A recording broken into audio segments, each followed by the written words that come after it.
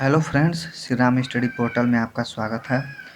आज मैं आप लोगों के लिए एक अलग विषय भारतीय राज्य व्यवस्था के बारे में बताऊंगा, जिसमें आज हम ये देखेंगे कि भारत का जो संविधान बना उसके पीछे ऐतिहासिक पृष्ठभूमि क्या थी, कौन सी आखिर ऐसी घटनाएं घटी जिससे हमारे देश के लिए एक अलग संविधान की ज़रूरत पड़ी।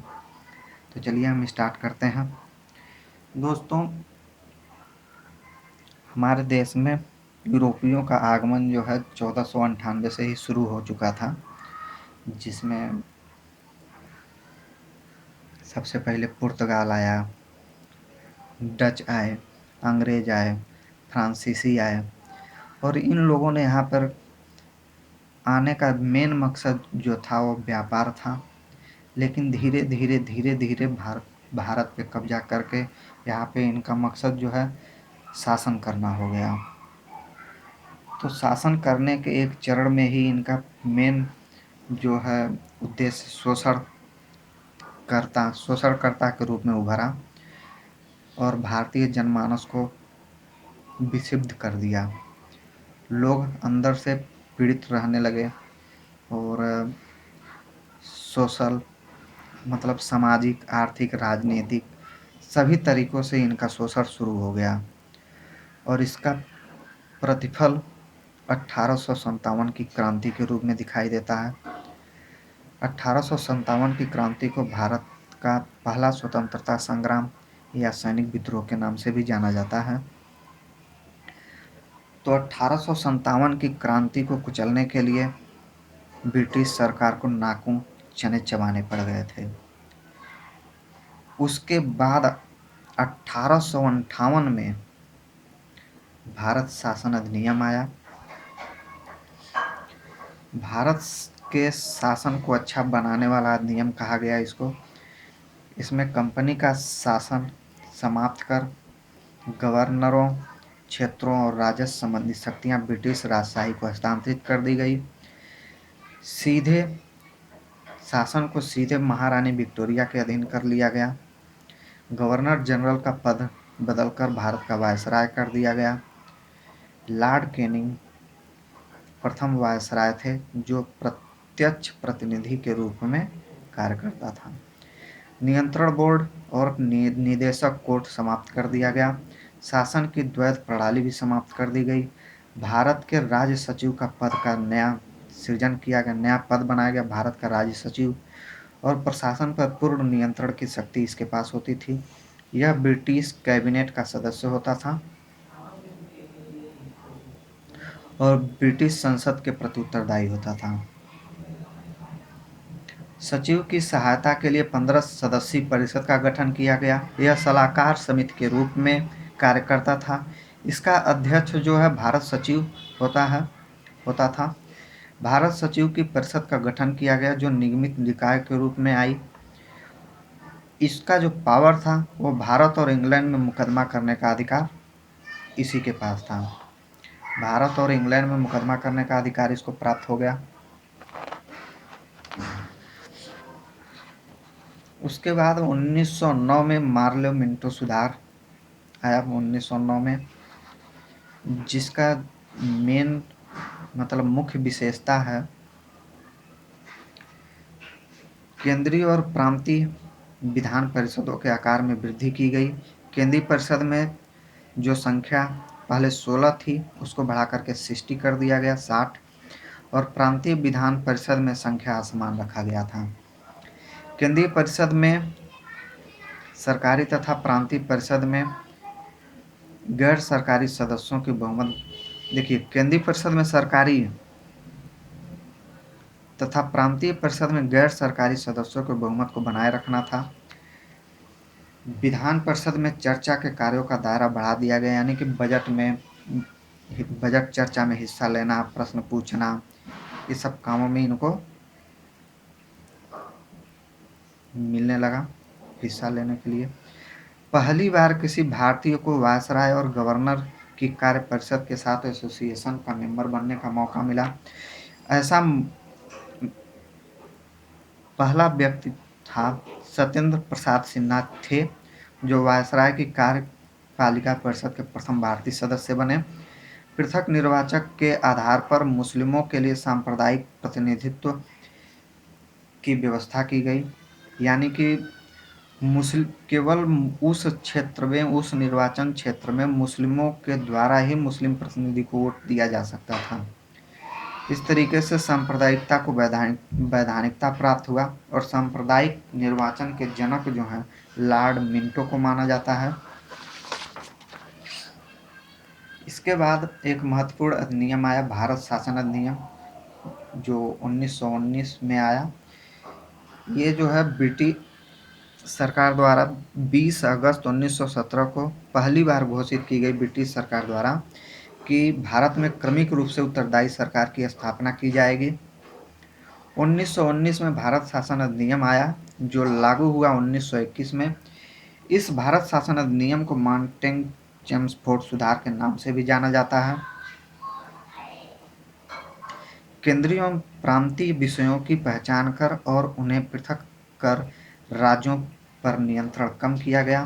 प्रांतीय विषयों को दो भागों में विभक्त कर दिया गया, एक हस्तांतरित विषय, एक आरक्षित विषय। हस्तांतरित विषय पर गवर्नर का शासन होता था।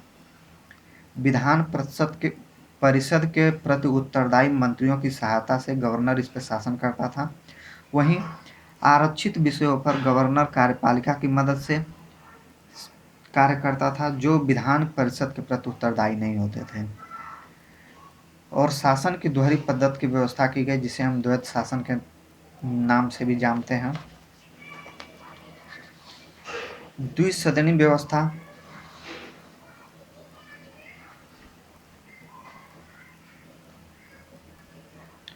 द्विसदनी व्यवस्था प्लस प्रत्यक्ष निर्वाचन की व्यवस्था की गई। भारतीय विधान परिषद के स्थान पर लोकसभा, इसी समय लोकसभा और राज्यसभा का गठन हुआ।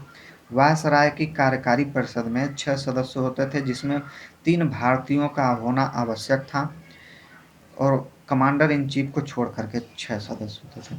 सांप्रदायिक आधार पर सिख, ईसाई, आंग्ल भारतीय और यूरोपियों के लिए भी पृथक निर्वाचन का व्यवस्था किया गया।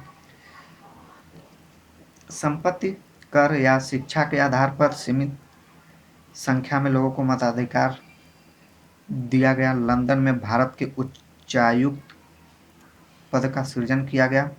सचिव के कुछ कार्यों का स्थानांतरण कर दिया गया उच्चायुक्त को, यानी सचिव के कुछ कार्य उच्चायुक्त करने लगे। 1926 में केंद्रीय लोक सेवा आयोग का गठन किया गया और केंद्रीय बजट और राज्य बजट अलग अलग पेश किए जाने लगे।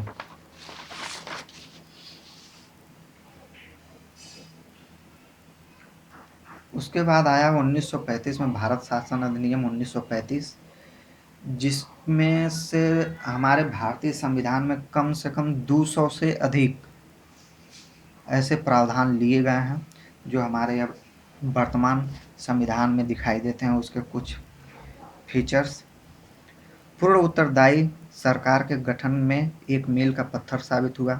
मील का पत्थर साबित इसलिए हुआ कि इसमें से कुछ कम से कम 200 अधिनियम जो हैं भारत शासन अधिनियम 1935 में वर्तमान हमारे संविधान में लिया गया है। इसमें 321 धाराएं और 10 अनुसूचियां थीं। अखिल भारतीय संघ की स्थापना, राज्य और रियासतों को एक इकाई की तरह बनाया गया। केंद्र और इकाइयों को के बीच सूचियों का विभाजन किया गया, जिसमें संघीय सूची, राज्य सूची और समवर्ती सूची 3 सूचियां होती थीं। संघीय सूची में उस समय 59 विषय, राज्य सूची में 54 और समवर्ती सूची में 36 विषय हुआ करते थे। और अवशिष्ट शक्तियां जो है, अवशिष्ट शक्तियां वायसराय के पास होता था।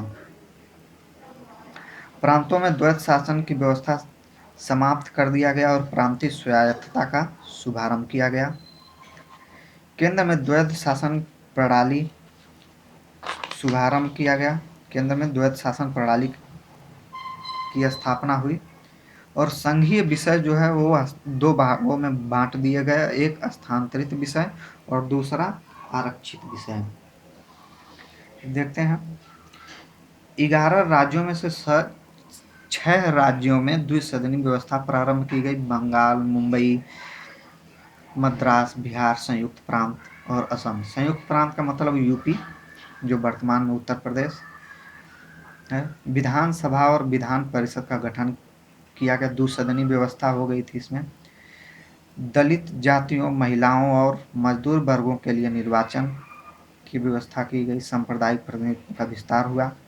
1858 के भारत परिषद को समाप्त कर दिया गया। मताधिकार का विस्तार जो है 10% जनसंख्या को दिया गया। मताधिकार का विस्तार तो हुआ, लेकिन पूरे जनसंख्या का 10% लोगों को ही मिल पाया था। देश की मुद्रा और साख पर नियंत्रण के लिए आरबीआई की स्थापना की गई। जो आरबीआई आज मॉनेटरी पॉलिसी भी बनाती है, मतलब साख नियंत्रण के लिए आरबीआई की स्थापना की गई। इसके साथ साथ संघीय लोक सेवा आयोग, प्रांतीय सेवा आयोग और 2 या 2 से अधिक राज्यों के लिए संयुक्त सेवा आयोग का निर्माण किया गया, की स्थापना की गई। और 1937 में संघीय न्यायालय की भी स्थापना की गई थी। 1937 में संघीय न्यायालय की स्थापना की गई। उसके बाद एक 1942 में आया क्रिप्स प्रस्ताव, जो असफल रहा। ब्रिटिश सरकार के कैबिनेट मंत्री हुआ करते थे mister sir Stafford Cripps. Sir Stafford Cripps British मंत्रिमंडल के एक सदस्य थे। स्वतंत्र संविधान के निर्माण के लिए इन्होंने आया था और ब्रिटिश सरकार के एक प्रारूप प्रस्ताव के साथ भारत आए थे। और हुआ ये था कि द्वितीय विश्व युद्ध के बाद इस प्रस्ताव को अपनाया जाएगा, लेकिन अपनी अपनी संविधान सभाओं के साथ भारत को 2 स्वायत्त हिस्सों में बांटने की मांग को लेकर के मुस्लिम लीग ने इसको अस्वीकार कर दिया, जिसके कारण ये प्रस्ताव लागू नहीं हो पाया। जिसको लागू किया जाना था कि द्वितीय विश्व युद्ध के बाद लागू किया जाएगा, लेकिन मुस्लिम लीग की जो मांग थी कि अपनी अपनी अलग संविधान सभा होगी और भारत को 2 स्वायत्त राज्यों में बांट दिया जाएगा, लेकिन इस क्रिप्स प्रस्ताव में ऐसा कोई प्रावधान नहीं था, जिसके कारण इसको मुस्लिम लीग ने अस्वीकार कर दिया और ये फिर क्रिप्स प्रस्ताव लागू नहीं हो पाया। फिर 1946 में कैबिनेट मिशन आया भारत में। 2 संविधान सभाओं की मांग को तो ठुकरा दिया गया, जो क्रिप्स प्रस्ताव में मांग किया गया था मुस्लिम लीग द्वारा, उसको ठुकरा दिया गया और ऐसी संविधान सभा के निर्माण की योजना तैयार की गई कि जो मुस्लिम लीग को काफ़ी हद तक संतुष्ट कर दिया। ऐसी संतुष्टि होने की मुस्लिम लीग जैसे ही संतुष्ट हुआ, भारतीय संविधान सभा का गठन हुआ और गठन के साथ भारतीय संविधान सभा की बैठकें हुई। बैठकों में सीट का निर्धारण हुआ कि कितने सीट ब्रिटिश भारत के लिए हैं, कितने देसी रियासतों के प्रतिनिधित्व लोग करेंगे। तमाम तरीकों पे हम आगे के वीडियो में हम मुद्दे पे विचार करेंगे। इसके आगे के लेक्चर में हम भारतीय संविधान सभा के गठन के बारे में पढ़ेंगे। ये था भारतीय संविधान को बनाने के पीछे क्या ऐतिहासिक पृष्ठभूमि रही, कौन कौन से एक्ट आए, और ये एक्ट आए असल में इसलिए कि ये जो शासन का जो प्रबलता था, कठोरता था, लोगों के जनमानस में एक आक्रोश उभर चुका था इनके शासन को झेलते झेलते, ठीक है। तो इसके प्रतिफल के रूप में संविधान निर्माण करने के लिए संविधान सभा का निर्माण किया गया। इस तरीके से हम आगे के वीडियो में और भी डिटेल्स पढ़ेंगे। धन्यवाद। और श्री राम स्टडी पोर्टल को लाइक, सब्सक्राइब और शेयर करना न भूलें। अगर आप इस चैनल से जुड़े हैं तो कोई बात नहीं, अगर नहीं जुड़े हैं तो आप श्री राम स्टडी पोर्टल से जुड़ जाइए, जिससे आपको और अधिक से अधिक वीडियो मिलते रहें और आप इस वीडियो का बेनिफिट उठाएं। धन्यवाद।